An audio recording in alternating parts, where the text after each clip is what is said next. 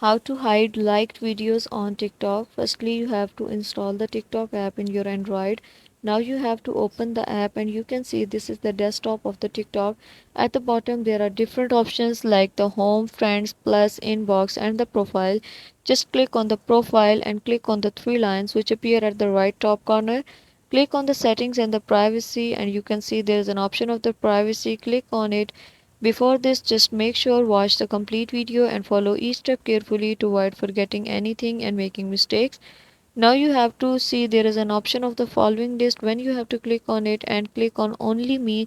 In this way you can hide your liked videos on TikTok. There is an option of the liked videos. Who can watch your liked videos? Whenever you have to select only me, then you can hide your liked videos on TikTok.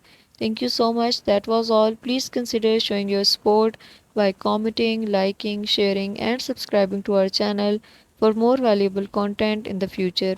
Your engagement is highly appreciated. I wish you very good luck. Thanks.